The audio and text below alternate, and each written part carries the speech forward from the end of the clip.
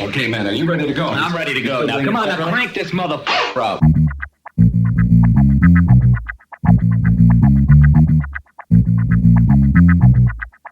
Break it down like this.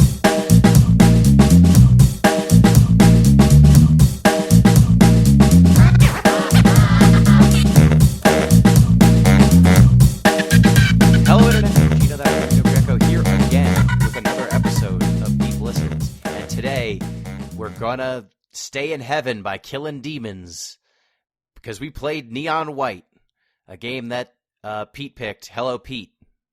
Hey, excited to talk about my pick, which are always the best picks. Before we do that, I got to talk about a scourge plaguing the nation. Of course, I'm talking about hardware disease.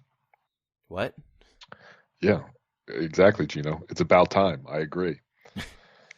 So, hardware disease is something that affects ruminants, mostly cows, where these big dumb cows just swallow metal. Oh. Yeah, mostly because metal's just like in their food a lot because, we're bad people. But the solution's pretty easy. Around 1 year old, they just feed cows magnets. And these magnets just stay in the cows for the rest of their lives, collecting metal. And you can go online right now and buy cow magnets for pretty cheap. Wait. Why Why do you want the magnet pulling the metal and so that it never leaves the cow? It's a good question, Gino. Because when I had the same question, when the magnet collects the metal, it forms a pseudo-bezoar, also known as an intentionally introduced bezoar, which it sounds like it's basically just a big cyst. And then it doesn't cause cows the same damage. It's fine. So basically a screw moving between their various innards would be a problem, but a screw stuck to a magnet stuck in one of those stomachs won't hurt them. Exactly. But it's also like, remember when like Buckyballs, I think they were called, were like a popular children's toy? They were just like super strong magnets, but the problem is kids would swallow one, and then sometimes they'd swallow a second one, and they would get magnetized across their intestines, like from one fold to the other. Yeah. So you got to be very careful that you only feed cows one magnet. Wait, did your article explain how they remember which cow has had a magnet? I think you mark it. It sounds like they basically do it. It's recommended that they do it at branding. So I think they like magnet, brand. Okay, all the branded cows have magnets. Okay, I was gonna say, do they brand them several times? It's like that one out got a cow. I don't know if this one has a magnet. Let's put another. This has got a magnet brand. So we've got the brand, and then the magnet brand. The magnet brand. It sounds like there's just one. Is there any way we can cause this cow more suffering? I mean, it's just like they don't mind eating the magnets. Well, they're I guess. Of the other. It could be worse. One of the other solutions to hardware disease is to keep a cow's front hooves elevated 6 to 10 inches for up to 20 days straight. So to get them to poop the magnets out, or the I guess it just makes it move downward, like away from important stuff. I'm not sure, but that's one of the other solutions. I did a lot of hardware disease research. So we could feed it a magnet. We can keep it suspended in a state of constant terror. We've got some other options here. Just hitting the cow. That seems to solve it. Splash acid on them. That solves it. The easiest solution, and they specify as if this cow is meant for beef production. They're like, oh, good news. You can just turn it into beef. Good news. If you kill the cow, it doesn't matter if it's dying. Next question. How can we keep hardware out of the cow? It's too expensive. Don't worry about that. Although some farmers, if they have like smaller feed stores, will run metal detectors over it. Oh, good. I'm glad that the small time farmers are like, what can we do to keep the metal out of the cows? Yep. All right. That other voice you heard earlier is the mistress of games, M. Palladino. And I think I just said your first name, Pete. Pete Busby, co-host. Oh, yeah. That is all accurate. Yes. M, how you doing? Are you upset? I'm doing okay. Am I Am I upset by what? The cows and their magnets. Are the cows upset? Does it hurt the cows? Seems like they don't mind. I guess they don't know to be mad. Yeah. Cows have a lot of things done to them that we would probably be mad about, but I don't know. They seem to put up with it, or maybe they are trapped. Yeah, I mean, the moo of rebellion hasn't yet bellowed from the cows, so we don't really know. I mean, they are destroying our environment one fart at a time, so that is their revenge. I hadn't thought about that. Pete, they'll have their day. Second follow-up question: do the magnets contribute to the farting? I do not know. I would assume no, because they're not being digested. But who can say? Okay, we don't think that fart bubbles form on the magnets, and that's Ew. Sorry, I don't think so. All right, I'll edit that out. Hold on, wait. I have a fun fact. Yes, what is your fun fact? A while ago, I learned that manatees. Pete, maybe you know this one. Maybe you don't. Maybe it will surprise you even. Manatees have vestigial toenails on their flippers. Horrible. I wish you had never said that to me. Yeah, if you look up pictures of manatees, you will see that there are like toenail-looking things on the end of their flippers because they share a common ancestor with elephants. There's your fun fact. They're cuter than I thought, so it's not the end of the world. They're not like scary, but they are there. No, it's I not immediately like their flippers pictured have tiny claws or something. Yeah, I immediately pictured human toenails on a manatee. I don't know why I went there right away. No, it's like a cow's toes. Or elephant's toes. Or yes, we were talking about cows. Elephants. Yeah, it's adorable. I mean. It's not like they've got long like coke nails on the end of their flippers. Don't anyone, no one Photoshop that. No one draw that. Please. Too scary. Don't like it. Yeah. Well, I'm glad that we learned that fun fact of the speed bump of the sea, the manatee. Before we discuss Neon White. Reminder, our normal housekeeping, you can get in touch with the show at Deep Listens Pod on Twitter, deeplistens.libsyn.com. We have our comment sections and deeplistenspodcast@gmail.com. That is our email address. You can support the show on patreon.com/deeplistens, which would get you access to our Discord. We are, I believe, 9 patrons away from having to play Mass Effect Andromeda, which is our next Patreon goal. And we might have some stuff in the works in terms of merch and in terms of perhaps a contributor exclusive show. So we've got some stuff in the works. We'll have more to announce when it's all firmed up. But if you want to learn about things first, go ahead, support us on Patreon, get in the Discord.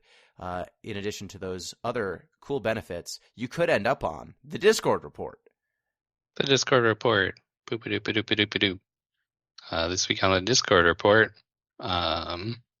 people are playing Final Fantasy 14 and 16 and some other ones, I think. We're always playing Final Fantasies on the Discord. We're also playing Balatro. Yep, ZP got addicted to Balatro, not me. Mm-hmm. Good work, Gino. You avoided it somehow?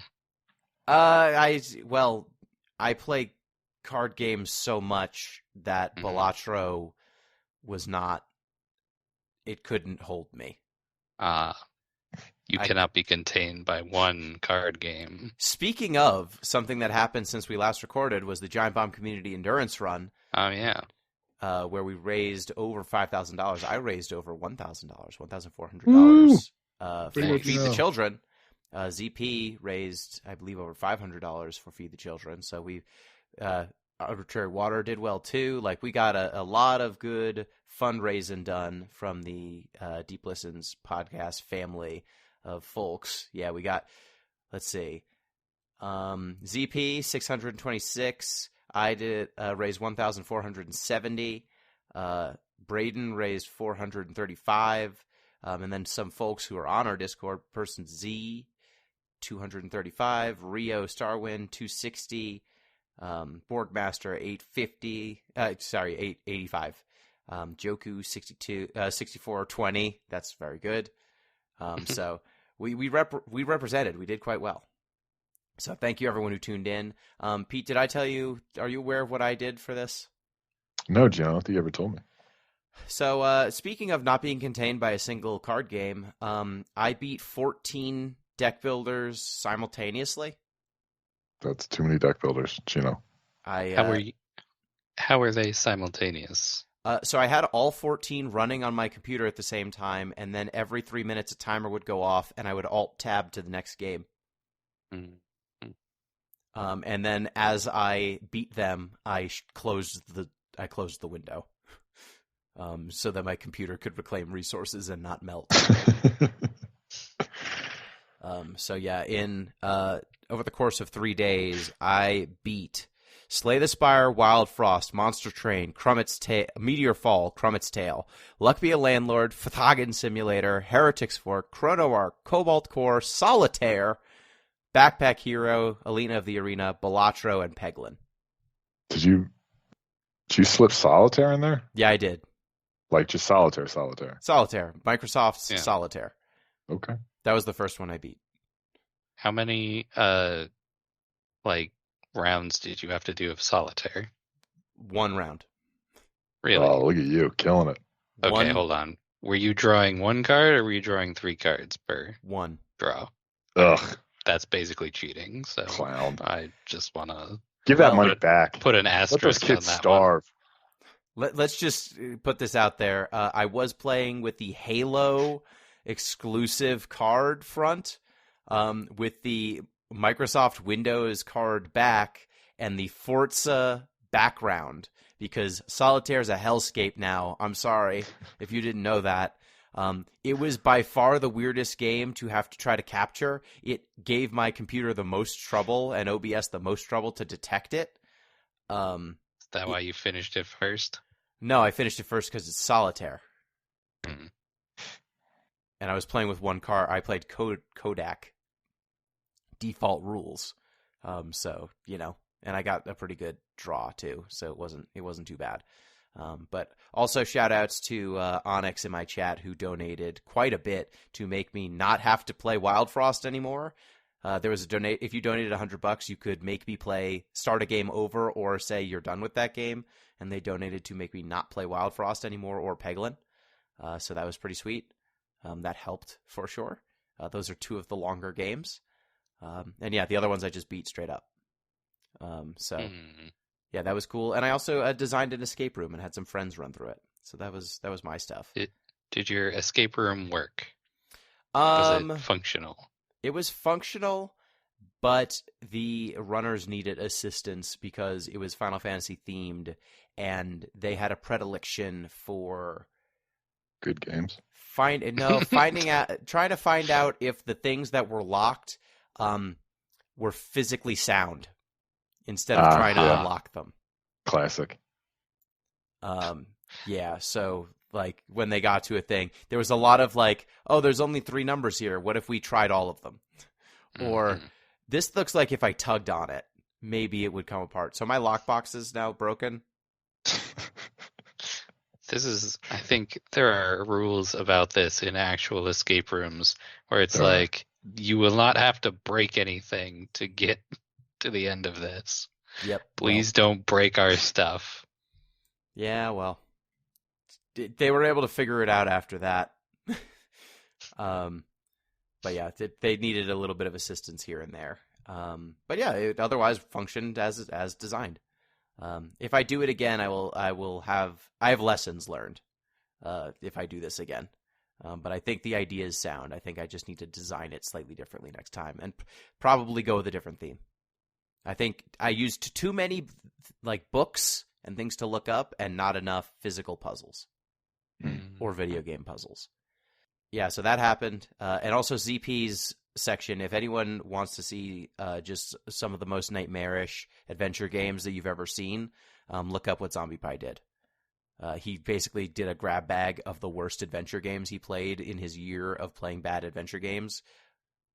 And yeah, if you want to see Commander Blood, if you want to see the Pink Panther video games, which I didn't know existed and are horrifying, you should check that out.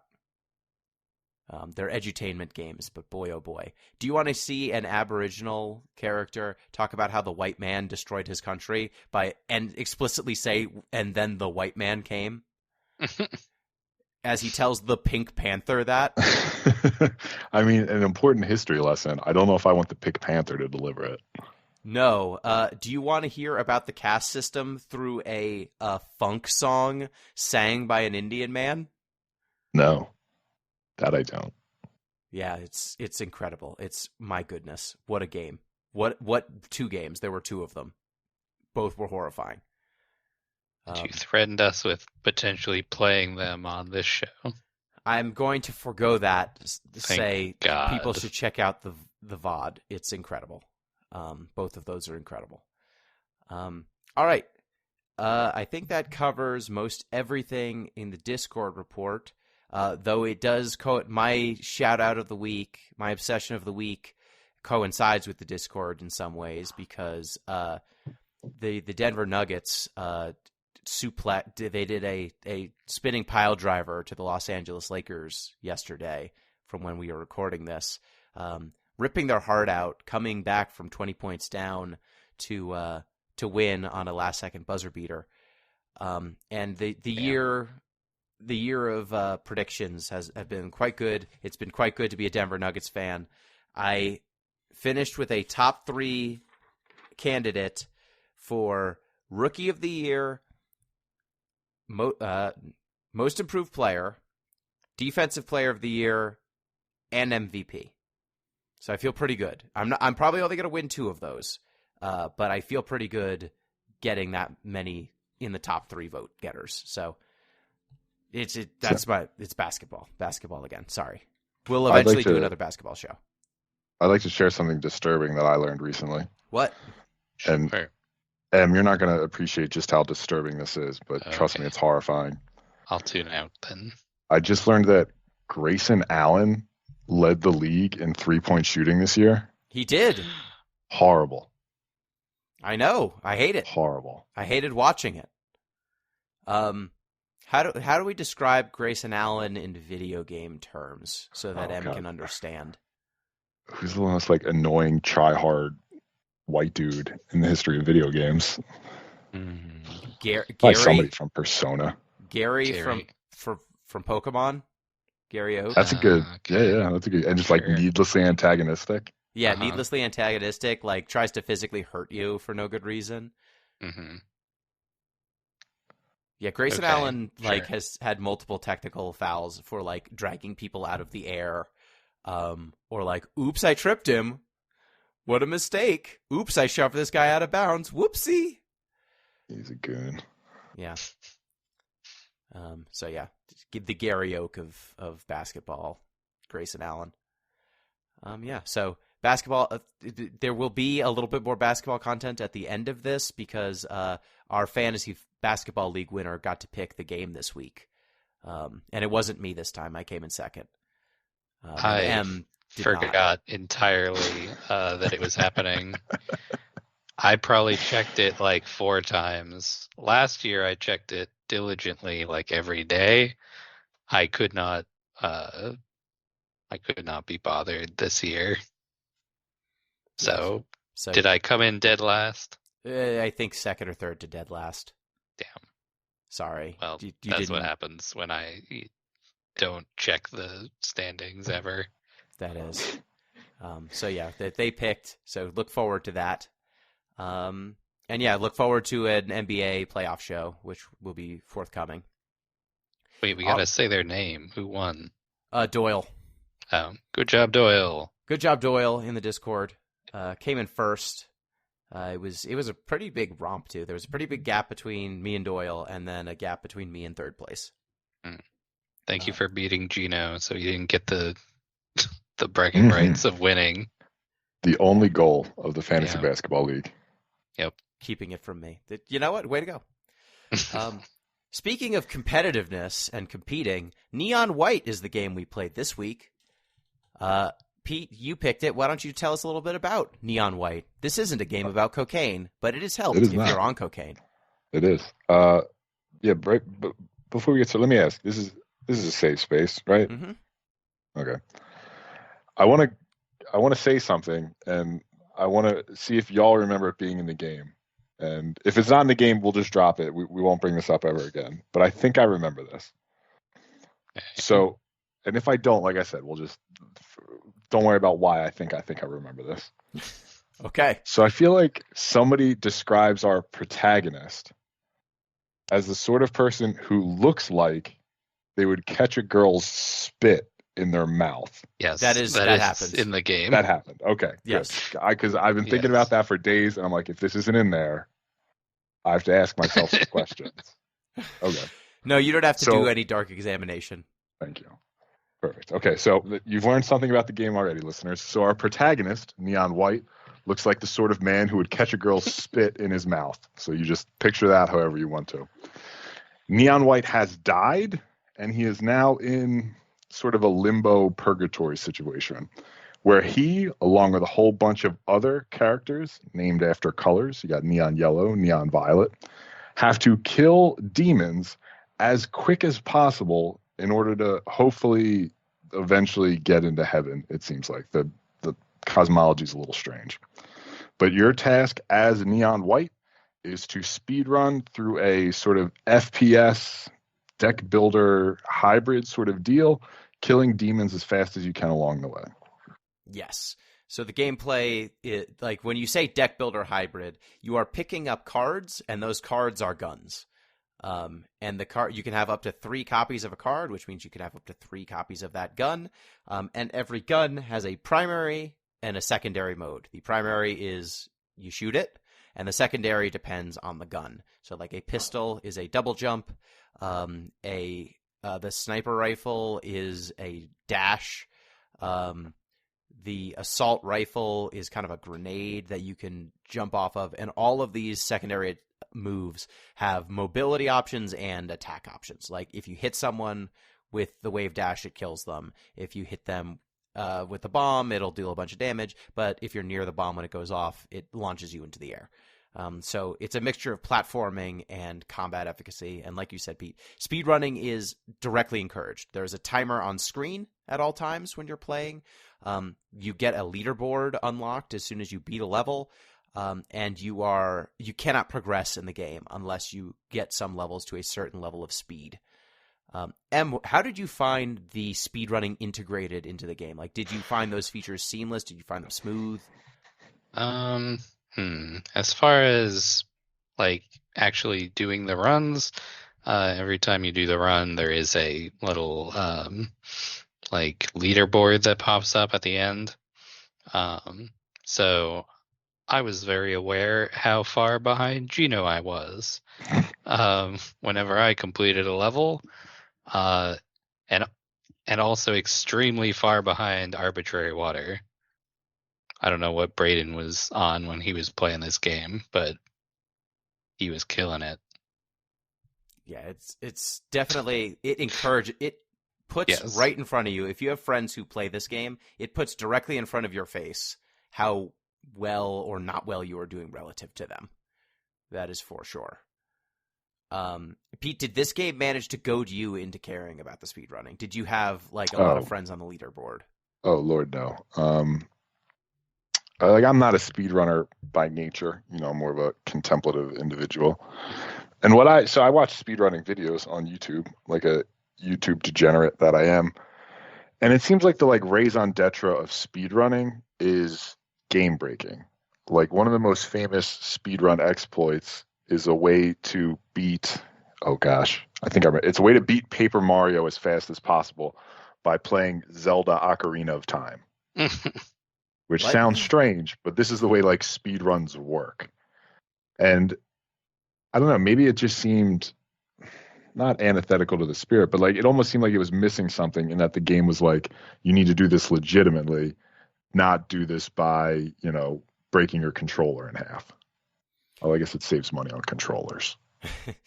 Yeah, it is definitely a game about optimizing your route more than it is, like you said, Pete, breaking the game in a fundamental way. Like you're not screwing with memory or like loading and unloading of the game. You are just like cutting corners. You're finding spots where the level design seems to tell you to go one direction, but actually if you use a tool in a semi unintuitive way, you can cut a whole section of the level out and go around it.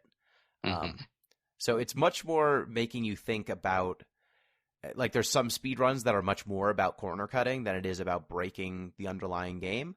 And it makes you think in that way much more. And which kind of speedrun do you prefer? Because I think that there are entertaining speedruns of both, like high execution speedruns versus, oh, I'm going to plug in a second controller in a port where the game doesn't expect there to be a controller and that breaks the game.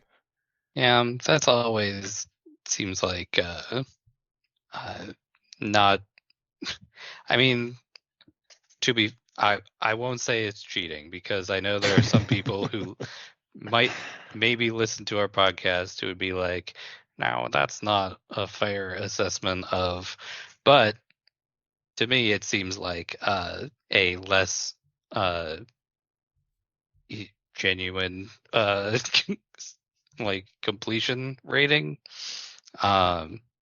because it's like if you're going to be breaking the game to do things, why not break it all away and just like teleport Mario to the end of the level or something. I don't know, it seems weird to me. I prefer a more direct approach where it's like if you do it as this game wants you to, where you just find the most like the complete perfect path through the level. That's how you get a good grade in speedrunning. Not if you break it. Yeah, I definitely have some run, like I've watched some speedruns, I've done speedruns. You didn't know this, but you're talking to the greatest Magic Pendule, the Quest for Color player in the world. Oh man, what an honor. Yeah, it's definitely a privilege. You're welcome. That speedrun is much more about execution than it is about doing anything specifically broken. But I have definitely enjoyed watching some runs where it's like, I plugged in a second controller into Super Mario World, and that actually lets me input on a channel that Super Mario World wasn't prepared for, and so I can like program a warp gate that warps me to the end of the game. Like, that's cool. Mm-hmm. That's an interesting thing. I remember those speed runs, like the super broken ones, are like, if any of, I think people are pretty familiar with like Ocarina of Time speed runs, where like you jump backwards into a door and then all of a sudden you're at the end of the game with a stick and you killed Ganondorf with a stick. Those are always super flashy. But watching the high level execution, I think that there's a different kind of appeal there. Just watching someone execute with the highest possible level of skill. Of what the game is actually asking you for. So I kind of go, like, for those speedruns I've done, I've almost always done them through just executing the game as quickly as I possibly can instead of finding an exploit. But I can appreciate both for sure. Pete, do you have a preference? I do. I think I've made mine known. I'm generally not a high level execution person, because I generally have trouble executing. My interest in the speedrun isn't in seeing how fast somebody can do a thing, like performance-based. Mine is in the ingenuity of how they did it. So, like, breaking the game is much more interesting to me than just playing it quickly. Right. And this game definitely asks you to just repeat, right? Like, thankfully the levels are 20 seconds to a minute and a half usually, so iterating is not that hard. And there's a very handy restart button that is super necessary if you want to play this game at a high level, because it's rote memorization, right? Like, you're figuring out the fastest route and then you are executing upon it. You are making sure you don't hit the run forward button a second too late. You're cutting the corners so that you are moving slightly faster. There are a host of movement factors beyond just what gun you have, like knowing when to jump, knowing when to, like, if you run on water, water speeds you up faster than running on regular land. So anytime you can be touching the ground on water, you will move faster than if you were in the air or if you are running on normal land. So like trying to optimize those sorts of things are a lot of the game. Yeah, the brevity of the levels made me wonder another thing too. So like I'm going to use Mario Kart as an example. In Mario Kart speedrunning, there's sort of two tiers or two different things you can do. Like some people just specialize in a level. Like somebody's just going to be like, I'm going to run Rainbow Road as fast as I possibly can.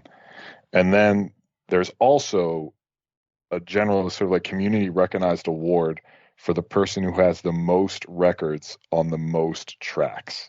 It's like they get to be grand champion of some sort. And I wonder if a game like Neon White, where a run of one level can be like, 15 seconds, if there will emerge level specialists, or if only thing people will care about will be aggregate times. I mean, I think that this game has enough carryover from level to level, and there aren't enough levels to where I don't think it's possible for one person to master all of them.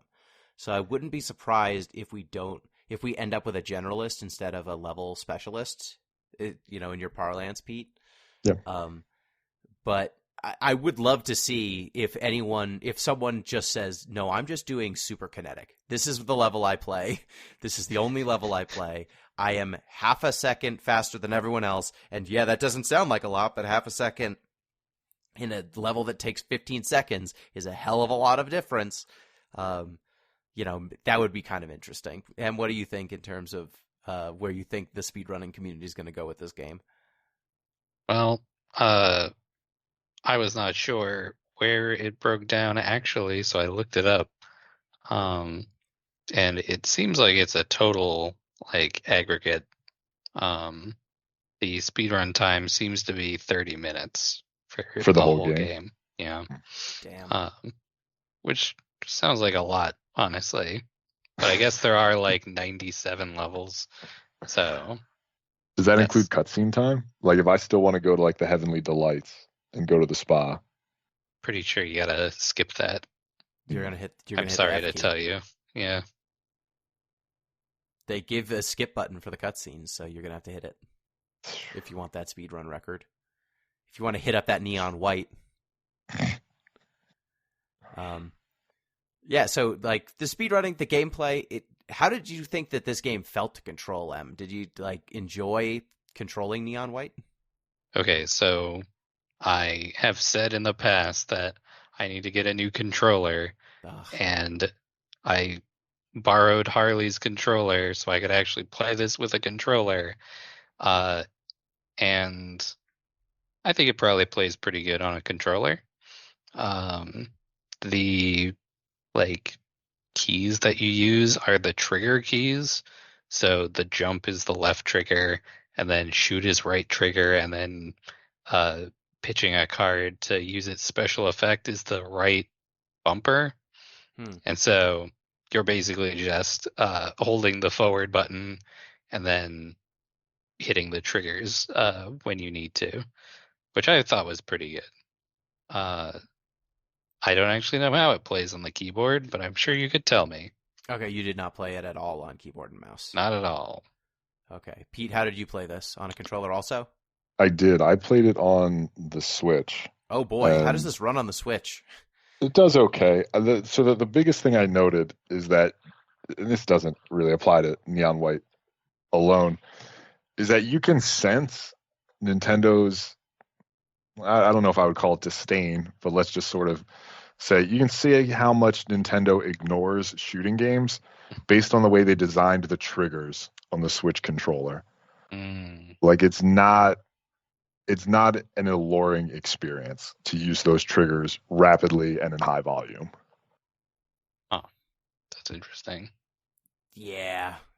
And I mean, the Switch is not, just the layout of the buttons is not the best. It's not designed for this. But I got a Switch. It was on the Switch. So I said, to hell with it. I'm playing the Switch. Okay. I played it on PC, mouse and keyboard. So for me, I mean, it's left mouse click is shoot, right mouse click is use the secondary ability. WASD for movement. The F key is restart. So It's pretty close to D. it is. So it is very easy to restart. And let me tell you, there were definitely some times where, I mean, jump is spacebar. There were definitely some times where I was like thinking jump or thinking use secondary, and instead I hit restart. And just screwed myself over. And then Q is cycle between the two cards. Because sometimes you want to switch weapons instead of just immediately using the secondary ability. So that came up occasionally, but not that often. But yeah, WASD, like mouse and keyboard controls are really good on this game. They feel tight. I felt like it helped with my aiming, though aiming is not like the be-all, end-all of this game. Usually you are either using the secondaries to kill things or you're shooting things that are pretty close, so it's not like you have to shoot something very far away. I'm sure some of the better speedrun strategies do that, but I didn't have trouble with it. It definitely seemed like mouse and keyboard was the way to go, just because of the ease of toggling between primary and secondary. For sure, yeah, it was pretty intuitive, for sure. So how did we approach this game? I tried to get a ace medal. Like the medals go bronze, silver, gold, ace, which is like a crystal. And there are time thresholds for each of those medals. I tried to get an ace medal on every level. I didn't succeed. I got a gold on one of them. And full disclosure, I was able to get through about a little more than a half of this game because of time constraints this week. But almost every level I played, I got the present on it because there's a secret present that you can give in like a dating sim-esque way to the other neons. And then I tried to get an ace medal. How did you approach it, Pete? Basically the complete opposite of you, Gino. So I just completed levels. I mean, I tried to make a respectable time. You know, if I was at like 4 minutes, I would reset and just, all right, let's try again. But I only completed levels to gold to get to a sufficient rank to achieve the next mission. So like at a certain point, they say you need to have like basically X golds to move on. And I would go back and replay as many as I needed to get to that rank. I might have had like 1 or 2 crystals. I mean, I barely hit any. Oh, wow. Em, how about you? So for the first set of levels, I tried to get as high as I could. Specifically, I wanted to beat Gino at any level that I could. Sure. And so shoved in a smug face. Yeah, so I beat Gino's time by like a couple of milliseconds on each one of the first 10 levels. And then I was like, well, that took too long. And then I just blazed through the remaining I think I did about half the game. Until I saw Gino was not on the scoreboard anymore. And then I was like, that's good enough. And I finished that level out. And then I was like, oh, and now it's asking me to actually go back and get a better grade on some of these. And I don't want to do that. So I didn't. So what I'm hearing is I won every win. level in the second half of the game. Yes. For now. Yeah. So as long as I allow it. But yeah, that I think was what sapped my enjoyment of the game to a certain extent, was how much I had to just be in the mindset, or shall I say the grind set. Nice. To want to keep playing the same level over and over and over again, because the difference between some of these thresholds, like sometimes the difference is you need to figure out the gimmick, right? The game, once you get a gold medal, it'll show you a hint for how to shave a good amount of time off the level, generally speaking. And if you don't take that shortcut, usually you cannot get the ace medal. It just shaves so much time. And if you do not, but sometimes it's just like you just need to execute. Like, you know, that shortcut might be tougher to do. Maybe the shortcut saves you half a second, but if you don't execute it properly, it only saves you a quarter, and now you're not fast enough for the ace medal. Like, I would say I had to play most levels on average 10 to 20 times Yeah. to get the speed I wanted. And that's a level of attention to detail and focus and repetition that I had to be in the right mindset for. Otherwise, I just was not enjoying playing the game. Did you feel the same way, Em? Because it sounds like you at least started with the grind set and then went, Yeah. icky. I mean, as I got a little less interested in beating you at every turn, I found it a lot more of a pleasant experience. And I was still getting like silvers. So I wasn't like, feeling too bad about it. And I figured if this was a game that I wanted to go back to, like once I had all of the knowledge of like later levels, I could go back to earlier levels and do them much faster. This is just one of those games where it's like knowing how far your jump is, how your air time, like how your hang time is, I guess. Mm-hmm. That's the sort of like stuff you need to like do a bunch and then you'll intuit it later on. So I was like not too concerned about it. Yeah. So it gets easier the more you do it. It's a muscle. Yeah. And I would say like one of the big things is figuring out when you actually need to jump Yeah. versus when you can just fall, because air time, you have a pretty floaty jump. Yep. And the amount of time you're stuck in the air can be one of the biggest determinants in whether you're going to get a high speed or not. Pete, did you enjoy the overall controlling of Neon White, like running through the levels, or did not having a person on the leaderboard to chase down hurt your overall desire to replay these levels? I enjoyed it. I think the best part of the game is the grappling mechanic. So you get it's basically like a bazooka, and the secondary thing is a grappling hook that'll shoot you to. It definitely hits environments. I think you can pull towards enemies too, now that I think about it.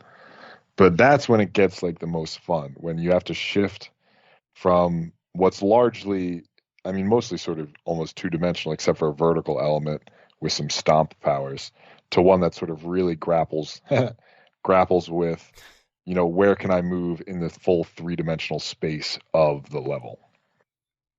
Yeah, and they definitely get more complex with the secondaries as you go. Like the dash, it's only going straight ahead. Stomp is straight down. Then you eventually get a shotgun that gives you fireball, and that is a dash but in any direction. And so all of a sudden, which way you're looking and like timing out how long the fireball will give you acceleration, like all that stuff matters. So yeah, they make the geometry and the platforming much more complex the further in you go, and more interesting as a result. So we talked a lot about the gameplay. The story, though, that exists. It does. What did you think of the story, Pete? Man, those are some busty angels. I'll tell you that much. The story's there. I mean, it's any story that starts with I mean, how early do you find out who these people are? Pretty early, I guess. I mean, it's implied pretty early Yeah. that these were not good people. Like White No. and his crew, all of your friends are like probably a criminal gang, and they Yeah. probably died on a heist. Yeah, any story that starts with like they're criminals, but they were family, or like a team of assassins, the deadliest group in the world, always sort of makes me roll my eyes. Well, I mean, Neon White is an amnesiac. Yeah, also another 'cause- reason to roll your eyes. Yeah, he's a video game protagonist. Yeah. So that is kind of the setup for why he doesn't remember everything. But yeah, Em, did you find these folks compelling? I mean, I found them interesting. I don't know if compelling would be the right word for it.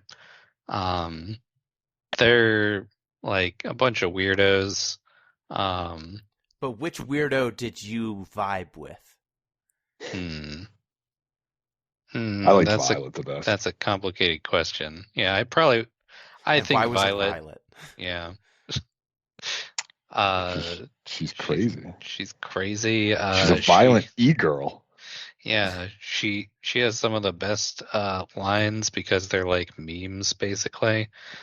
She calls Yellow a himbo at one point. I mean, she's the one Um, who says the spit in your mouth line. yeah, Obviously, the best dialogue line ever written. yeah. Who else is there? Yeah, I mean Yellow, as I said, he's a himbo. We don't really, I mean, in the part I played, we didn't really know if he was on the level or not. But he seems very nice. He takes a spear for you. He does. And then Red is like a femme fatale with a sniper rifle. Um, and also Green is there, and he's not nice. He's a He's murder a big psycho. murder machine. Yeah. Yeah, he don't like you very much. They all, like, you can describe basically all of them in, like, one word, Mhm. really. Yeah. Like, Yeah, go ahead. Himbo, Femme Fatale, Violet's the manic pixie nightmare girl. It's multiple words. I hyphenated it. Don't worry about it. Okay. I'm also hyphenating Murder Machine for Green. hmm What if Zoe Deschanel was slightly more goth? That's Violet. There you go. Good for the movie. Write that one down. Yeah. I mean, did y'all like the writing of the dialogue? Because it's pretty memey overall, the dialogue. Yeah. And if you're not down for that, and I wasn't, I kind of... So you're unlocking these presents to, like, do a date, like a dating sim. sort of Heavenly thing. Delights. Well, the That's Heavenly another- Delights. Oh, I'm are- sorry. You're talking about the gifts. I Yeah, apologize. I'm talking about the gifts. I apologize. I thought you were talking about the rewards. Yeah, so you get gifts to give all the neons, yellow, red, and violet. And then you can also give gifts to Mikey, the angel who gives you your assignments, and what's the other angel's name? Raz. So you get gifts for them, you're giving them gifts, and they'll give you dialogue or side quests as you progress, and that kind of lets you know a little bit more about those characters. But I didn't want to know anything about them. The more I knew about them, the less I generally liked them. The himbo-ness of Yellow was just so horrible. thick. Horrible. You don't like the bro like attitude? Not Didn't work when for you? not when every other word is bro. Mm. He's like, "Hey, bro, we need to. Whoa, bro, I can't believe you thought of that, bro." He's like, we're dead, but like, I get to hang with my bros again. Yeah, Yeah, that's a selling point to some. I just found it a little bit much. Violet, maybe I'm flirting, but also maybe I'm gonna stab you. I found that a little much. And Red, I mean, she was just very femme fatale. Like, they felt much more like stereotypes than they did characters. I felt like I knew all of these characters from the first second they said anything, and most of the time I was not dissuaded from that original evaluation. And so it just kind of felt a little lazy. Is that too harsh, Em, do you think? There is something to be said for archetypes, I think. Yeah, Gino, are you calling Carl Jung lazy? Yes. Hold on, let's talk about Next question. some Jungian psychology for a second. Yeah. I don't know. Maybe the back half of the game had some surprises for us. Well, let me bring that up as the person Yes. who played the back half of the game. Okay. So spoilers abound from here on Okay. out if they weren't already. Shit, I gotta go. So how surprised would y'all be if I said Violet eventually betrays you? Whoa. What? I know. No. Shocking, right? Not the one who's like, you need to kill Yellow. Just believe, just trust me. Let me spit in your mouth and step on your dunk, but in a sexy way. Yeah, now we're talking. That would have been a much more interesting game. Yeah, so like her whole thing is that like Green. All right, so I'll take a further step back. Green was your leader of like your assassin gang when y'all were alive, and her whole thing was she never got approval from Green, and this is her way to finally get it, is by betraying and trying to murder you for him. Okay. But she botches the job. Oh. Because she's not good enough at killing. Yeah, pretty much. And so Yellow stays dead, right? Oh yeah. Yeah. So like, when you just FYI, if you keep giving gifts to the characters that die, their masks are just like hanging out in a mask room, and that you just give presents to the mask. Oh. Do you not get any of the dialogue? You do. The dialogue just everything happens as though they weren't dead. Oh. But yeah, like I unlocked the memory for Yellow, and it was like the first memory for each of them is how those people died. So like Yellow dies for you by getting hit in the chest. Violet dies. She blows herself up with a bomb because she's doesn't want to leave the vault without money because she doesn't want to fail. And I was like, oh, I wonder if this will play out again. Oh, look, Yellow's dying the way that he was killed by Green, the way that he died in real life. Yeah, Violet also blows herself up. Mm-hmm. Yeah, so if you do all of the collection stuff, you get some pretty big foreshadowing and spoilers just from playing the game. Yep. So let me tell you what. While we're talking about the back half, let me just run down the cosmology real quick. It won't take long. Mm-hmm. Okay. So it turns out true believers actually evil. Who would have thought? What? The people who won't even give you ice cream of your choice? They're evil. I'll give you a second to control your shock. So they killed God. So God has 2 books, Book of Life, Book of Death, wrote people's names in it. You're bad, Book of Death, hell. You're good, Book of Life, heaven. True believers kill God, try to take the books, can't find them. And this whole thing is just sort of a fake quest to try to find the Book of Life and Death. Mm-hmm. Eventually, you find the books, you resurrect God, you kill Green and the true believers, and restart heaven. Okay, hold on. What does God look like? Giant hands. Oh. That's all you see of God. You don't see anything else. Okay, that's a choice. It's a real inversion of JRPG tropes for you to revive God and put him back in heaven instead of going into heaven to kill God. This is the aftermath of every JRPG. Yes. Is a world without God, a bunch of people who do heists, they die, they go resurrect God. Makes perfect sense. Yeah, for sure. Pete, did you find this cosmology to be fulfilling for you? Did you enjoy the implications here? One thing I did notice was the portrayal of angels in the game, which I wanted to note. So in the game, for most of it, the angels appear to you as cartoon cats. Mm-hmm. Yes, Very you were cute. basically getting missions from Garfield. Yeah. On a little cloud. At the very end, they turn into these sort of winged-eyed, strange, shapy bits once you bring God back to life. So I know what everybody comes to this podcast for. It's for Bible passages. So let me ask y'all, do you know what angels look like in the Bible? Oh, yeah. The rings of eyes, the flaming halos. Mm-hmm. Yeah.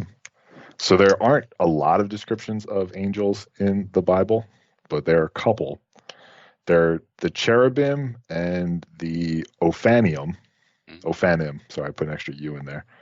Cherubim are here we go. Let me read it. Cherubim, their entire bodies, including their backs, their hands, and their wings, were completely full of eyes. Then the cherubim rose upward. When the cherubim moved, I'm trying to find the next part. They also have 4 heads, with the head of on one face was that of a cherub, the second the face of a human being, the third the face of a lion, and the fourth the face of an eagle. So you have sort of 4-headed, angelic, multi-headed things or other. And then, as M pointed out, we also have the oh God, I already forgot the name. The Ophanim, which are just giant wheels that spin and spin and spin, covered in eyes. So when you picture heavens and they're, choir of angels, they're four-faced baby human ox things followed by wheels of rings covered in eyes. So in all honesty, the way the angels were depicted post Garfield, fairly accurate, honestly. After Garfield, all the angels changed. And they do sort of lampshade this because you're talking to what's his name? Monty? Yellow. No, Mikey. Oh, Mikey? Yeah, you're talking to Mikey, and you and Red are like, "Why are you a cartoon cat?" And Mikey's like, "I don't want to hear it because of your puny little human brain trying to conceptualize angels. Why are you a cartoon cat?" Yeah. So the cartoon cat is the main character is Neon White attempting to conceptualize angels, and you also get like Yellow sees John Cena, I think. Yeah. Yeah. Yes. Yellow sees John Cena like the himbo he is. Yeah. Do we find out what Violet and Red see? Red also sees cartoon cats. We do not hear from Yeah. Violet. So do Red and White end up together before being torn apart because this is a sad story? Good question. So they were smooshing booties in life. And then at the end, Excuse me? Red has to sacrifice herself in order to open up a portal for God's energy to pass through. Mm-hmm.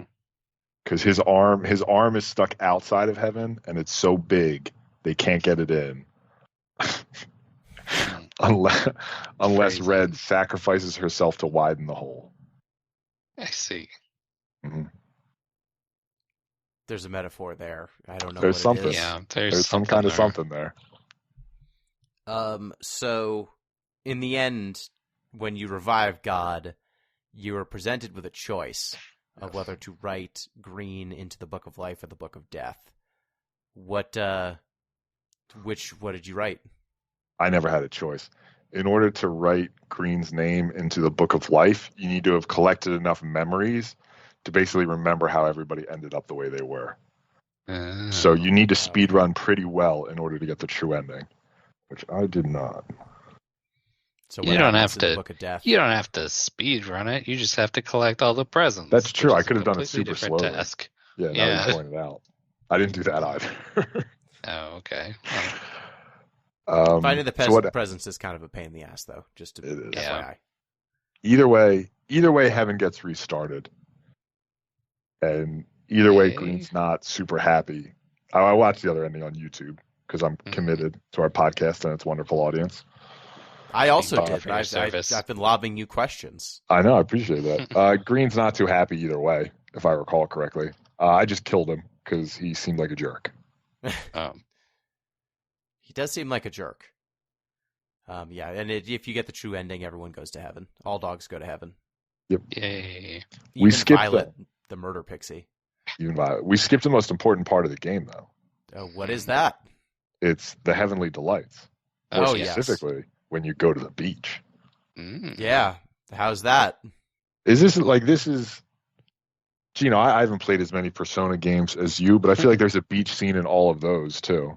Yes, there's a beach scene. Yeah. Look, if there is one truism of things that are either are Japanese media or are inspired by them, it's that there is a beach episode and there is an onsen episode. Mm. They will go to a hot spring and they will go to a beach and maybe there'll be a Christmas episode. Like these have to happen. I don't know why, but they always do. How's the beach episode in this game? I mean, they're bathing suits, and they do they do their obligatory fan service. Neon White does not remove his shirt at the beach. Of course he doesn't. He's an edgelord. He would never. It's fine. I mean, you get through it, and then we all move on with our lives. How long is the cutscene? It's short, honestly. Okay. Like All I the- had to all the cutscenes are thankfully very short. Yeah. If you're playing a Persona game and this happens, you're there for what feels like hours. Forever. Yeah. So mercifully brief in this game, at least.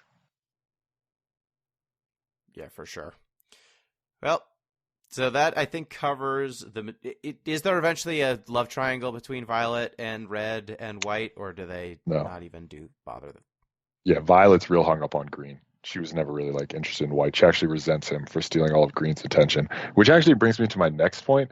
Is I do think there is a very clear homoerotic undertone to this game between White and Green. Yeah. Like And there's Yellow? a deep no, yellow's not involved at all. There's a very deep like obsession between the two. Like White was Green's special favorite. They were the closest. He always keeps saying, "You'll always be mine." Like there's a very clear homoeroticism to it. And Violet is jealous because she likes Green. But she's stuck on the outside. There's a love triangle, but not in the way you think. Mm-hmm. Yep. I have a question. Go for it. How... Okay, so it's implied that Green has been here for a while. How long was he dead while everyone else was alive and he was up here in heaven doing this? Sure. So I can give you a partial answer. Okay. They all died at basically the same time. Oh, Because they all died on a failed heist that Green told the person they were robbing from that they were coming because he wanted more of a challenge. Mhm. And it ended up getting them all killed. So these souls end up in what's basically a big ocean. And they rise to the top and do this whole like 10-day demon killing fest. But the souls with the most remorse sink to the bottom of the ocean. Like guilt and remorse basically make you sink. So my guess is Green's been doing this a lot more often, although everybody but White has been through this more than once already. Yeah. So there's no White, exact. That's why White just doesn't have his memory. Like the other ones remember him and have been at this for a while and know how everything works. They're scared of Green, but White, this is his first rodeo. Because he was so remorseful over what happened to the crew. Because he could have stopped it and he didn't. I see. And that's why they got Steve Bloom to voice him from Cowboy Bebop. Mm-hmm. And Big O. And For a Brave lot of Fencer things. Musashi. Basically everything. Yeah, if it was a late 90s, early aughts anime, Steve Bloom was probably involved. All right. Well, I think that covers it for Neon White. Any other closing thoughts? I enjoyed this game. I think people should check it out. I have another question. Yeah, go ahead. Why is White's room like that? Oh. They never say. Oh, okay. It just is. That's just what he was assigned. Yeah, that's just a bit. I mean, It's they not just like his slip the joke in. room in life was like that. No, they lived in like a big warehouse looking thing, it seemed like. Okay. Which they do heists. I feel like they can afford better, but, Well, they spend so much money on those fancy leather belts they all wear 6 of. That's the Kingdom Hearts look. Yeah, they You never gotta show wear their feet. so Really. many- They could have been huge. Yeah, you gotta wear at least 4 belts minimum. man, how funny would it be if they pulled out and all of them had Sora feet? You do see their character models though sometimes. Yeah, do. you can. They run away from you. How much funnier would it be if they had big old clown feet? Put more Gino? clown feet in games, developers. Cowards. Yeah, And show Uh, Violet spitting in White's mouth while you're at it. I'm sure you could find that on the internet. Oh, 1,000,000%. Wouldn't even take that Um, much Googling. Gino, how did this scratch your itch as a card game? Card game being a game with cards in it. It didn't really scratch my itch as a card game. I wasn't so much building. Like, I read some walkthroughs here and there, and they would say that when you're picking up the cards, you're building your deck. And I was like, how dare you? How dare you degrade the sacred art of deck building by saying picking up a pistol and 2 shotguns is the same as organizing a 50 card? How dare you? There's no probabilities here. These cards mean nothing. So yeah, I would say it's not really a card game. No. One was coming. They are cards. I mean, there are guns with ammo counts is what it is. And you toggle between 2 or 3. Did either of you ever run out of sword juice? You And can like run have out to of use the sword? katana. Oh, So you could run out of sword. Really? Yeah, there's 50 uses of the sword, and if you run out of sword, then you go to fists, which have 10 uses. And if you run out of fists, you die. No, I mean, how do you even learn that? So you know the like red plywood. Yeah. If you, those are easy to break if you use the alt fire on most of the guns. Yep. If you don't have an alt fire, if you run out of guns, like there were some spots where you needed like 3 guns to break through all of them because there are, walls in a row. And so I'd get to the last one. I'm like, damn it, I don't have the last one. Maybe I can cut it with my katana. And they made it so that those things have exactly enough endurance to survive all of your katana and all of your fists. Your last punch breaks them. that's Nice. funny. And then you die. And you get an achievement for using your fists. You do. You do get an achievement. Did either of you do many of the side quests for yellow, violet, or red? No. I did the first one of Violet and Reds. Okay, so I did multiple for each of them. Yellows, you're not allowed to use alt fire. So it's mostly running through levels, shooting things. Red is all about alt fire. It's all navigation. It's usually just like you jump off a platform and then you're just using alt fires to not fall to your death. Yep. For like 90% of the level. And then violets are like usually there's just spikes above you, below you, and to your sides. And if you ever stray from the critical path for even a second, you die. Yep. It's basically a trap room, and you just have to jump through it and not land on the spikes. Yes. There's and one platform. So the last side quest I did for Violet was maybe my favorite level of the game. It's the only time the game made me laugh from the design. It's a level where you get Stomp, and there's a series of red boxes to break through, right? And basically every box you break through gets you another Stomp. And so you're just hammering on Stomp.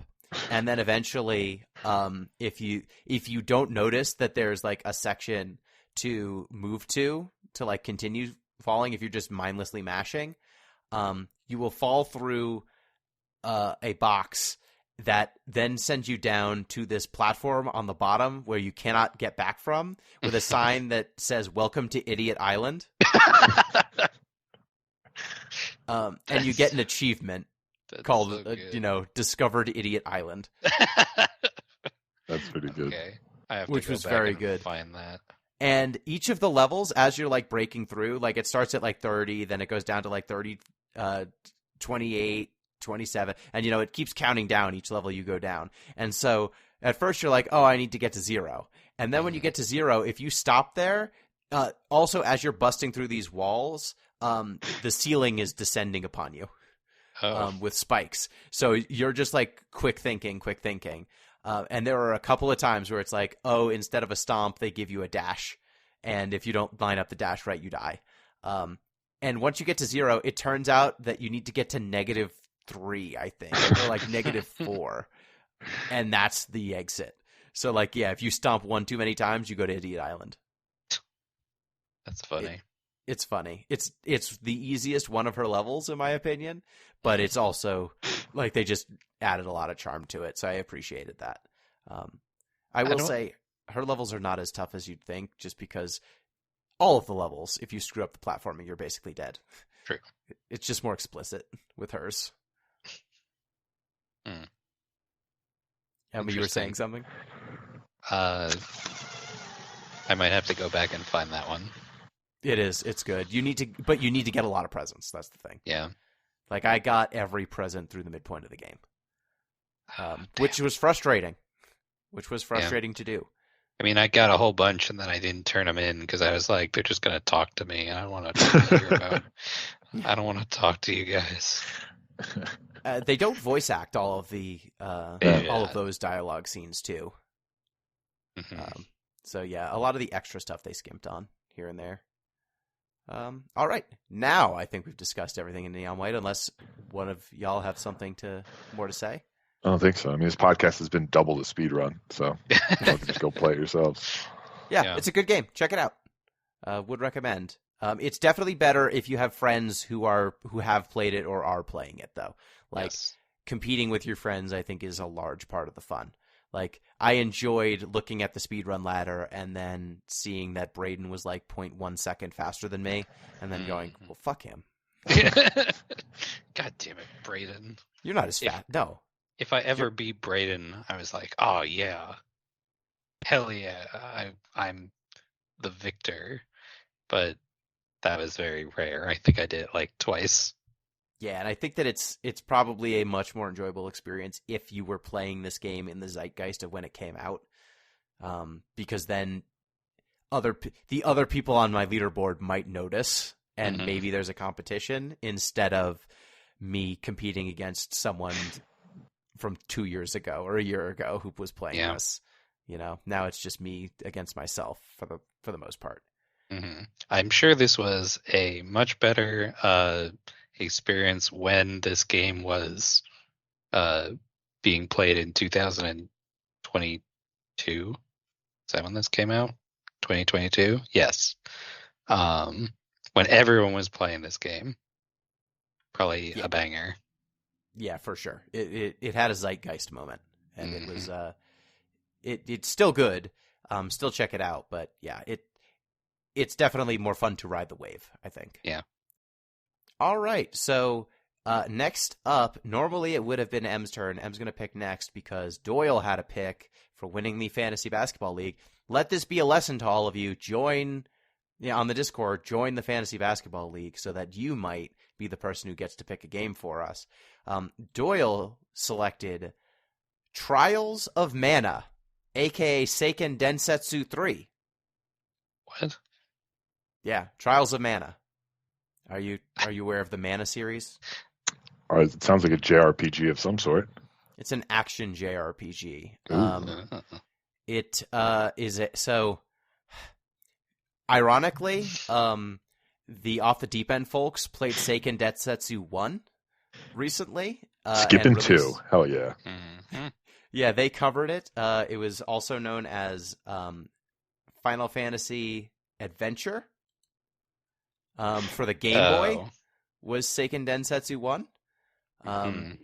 So this is the third game in the series. But it then became the Mana franchise. So like the first episode was a Final Fantasy the first game was a Final Fantasy spin-off.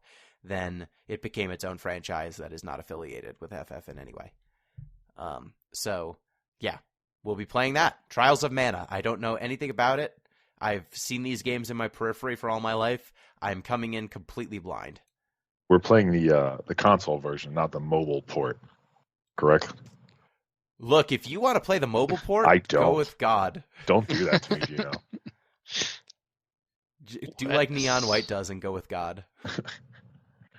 So there's a version on Steam that is a modern revival of the third game in the seminal Mana series. Is that what we're playing? I believe so. That is, I think, the version that came out on PS4 and is currently installed on my PS5. So that's the version I'm going to be playing. Okay. That's what we're doing. Okay. All right. Yes. All right. So next up, we are playing Trials of Mana, a.k.a. Seiken Densetsu 3. Thank you, Pete. Yep. Always a pleasure. Thank you, M. Thank you. This is almost tricking Pete into playing a Final Fantasy game. Oh, man. This is only to honor the incredibly important podcast, Basketball League. Yep. And thank you, dear listeners. Reminder, you can get in touch with the show at DeepListensPod on Twitter, deeplistens.libsyn.com. We have our comment sections and deeplistenspodcast at gmail.com. You can support the show on patreon.com/deeplistens. Till next time, peace.